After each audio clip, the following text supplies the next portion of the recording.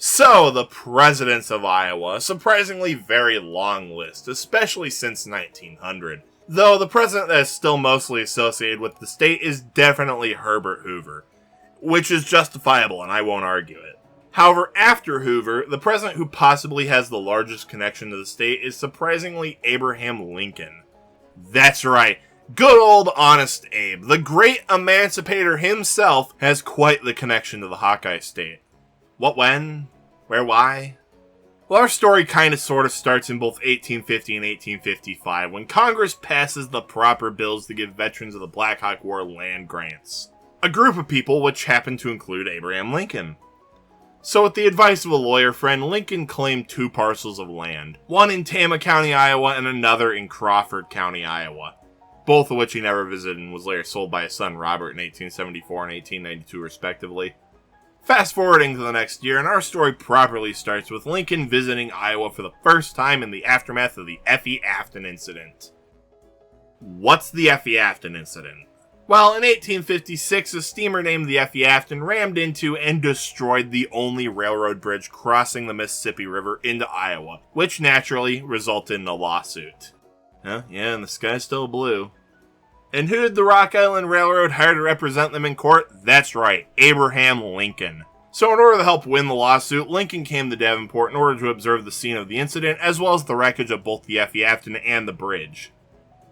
Yeah, that lawsuit never really went anywhere.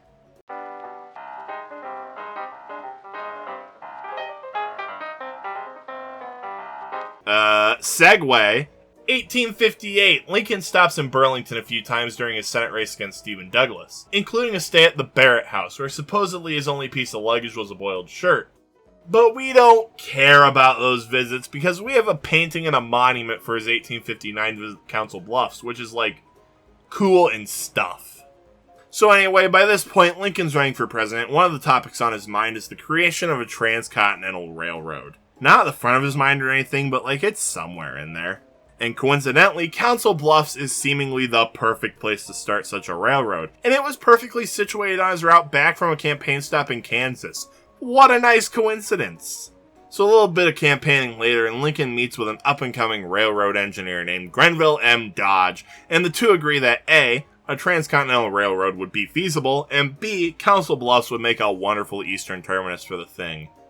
Both of those ideas later being fulfilled by Lincoln in 1862 at the signing of the Pacific Railroad Act. Though unfortunately, this 1859 visit would be the last time that Abraham Lincoln would visit Iowa. Though that doesn't mean he didn't surround himself with plenty of Iowans during his presidency, because oh good God, he certainly did. One of those Iowans being Senator James Harlan, who developed a close friendship with the president. This friendship would grow even closer when Lincoln's son Robert began courting Harlan's daughter Mary, with the two of them later marrying in 1868.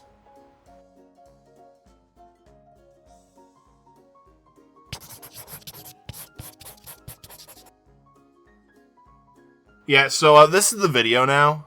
So, what was Robert Todd Lincoln doing in Iowa? Well, to be honest, not a whole lot. Most of his time was spent in between Illinois and Washington, especially once he became Secretary of War in 1881. Though he would often spend summers at the home of James Harlan in Mount Pleasant during his time in politics, even giving a few speeches to the local residents. Now, although Robert never really came to Iowa all that often, that doesn't mean that the rest of his family didn't spend quite a bit of time in the state, because Mary would often bring their children to the state to visit her parents in Mount Pleasant. And apparently, the children quite liked Iowa, as their daughter Jessie eventually married a local man in 1897 and had a daughter of her own the next year, Mary Harlan Lincoln Peggy Beckwith, a native Iowan who, along with her non-Iowan brother Bud, was one of the last two known direct descendants of President Lincoln. Now, although the family enjoyed their summers in Iowa, visits became non-existent with the death of James Harlan in 1899. With his death, Robert and Mary decided to begin spending their summers at the Hildene Estate in Vermont upon its completion in 1905, leaving the Hawkeye State behind for good. Though their connection to Iowa is still going strong, as the home of James Harlan, now called the Harlan Lincoln House, is still standing in the form of a museum associated with Iowa Wesleyan University. Even though Wesleyan shut down in 2023. But hey, according to the internet, the Harlan Lincoln House has apparently since reopened, and please, when has the internet ever lied to anyone?